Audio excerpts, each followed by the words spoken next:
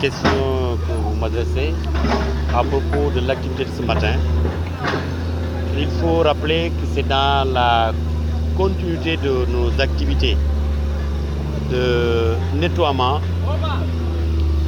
de la commune de Kolda qu'il faut inscrire cette activité ce matin. Il n'y a pas plus de 3 semaines, nous étions là également au niveau du pont en train de nettoyer. Si vous voyez de l'autre rive, nous avions déjà commencé l'opération. Et donc, nous sommes dans la continuité de nos activités de nettoiement. Vous savez très bien, avec l'hivernage, les ordures sont beaucoup plus difficiles à gérer. C'est pourquoi le maire a demandé à ce que nous continuions ces opérations de nettoiement au niveau du centre-ville. Préciser seulement que justement, nous avons entrepris l'activité avec l'appui du préfet et des forces de sécurité et de défense au niveau de Kolda. À la suite de la réunion tenue au niveau de la préfecture, la tâche a été confiée au maire d'organiser cette opération.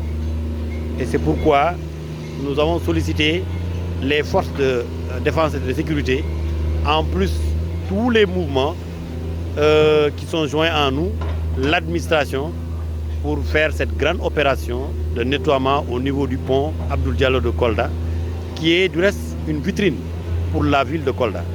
En entrant comme en sortant, vous êtes obligé de passer par ce pont-là. Et c'est pourquoi le maire nous a instruit de maintenir ces activités, parce que ce n'est pas une première, c'est une énième activité, mais que nous allons toutefois reprendre si ça s'impose. Cette fois-ci, contrairement aux dernières interventions que nous avons faites ici, il est prévu des mesures juste après cette activité. Nous avons prévu de mettre des grillages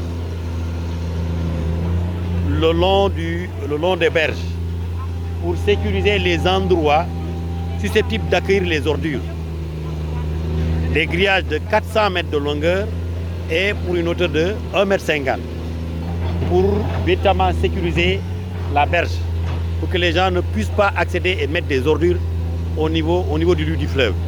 Mais en même temps, nous sommes accompagnés par les services des eaux et forêts qui ont planté des arbres, des plants qui sont adaptés à la zone, comme les vétivers et autres. Et ils n'attendent que la mise en place des grillages pour implanter justement ces arbres-là qui vont modifier un peu le long du fleuve et rendre ça beaucoup plus attrayant, agréable, bon à vivre. Après l'opération, nous avons déjà été dans le marché auprès des commerçants. On leur avait donné des bacs à ordures.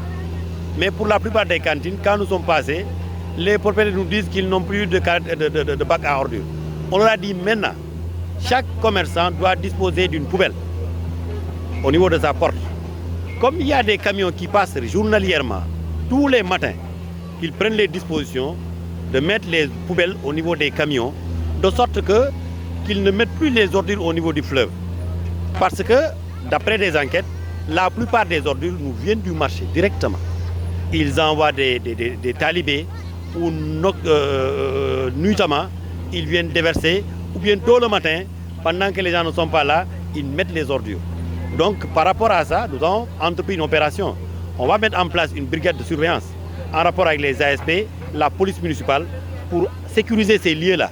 En plus des grillages qu'on va mettre en place, on va surveiller la nuit pour que les gens ne puissent pas remettre les ordures au niveau de ces endroits tellement visibles, en fait, qui est la vitrine de la commune de Kolda.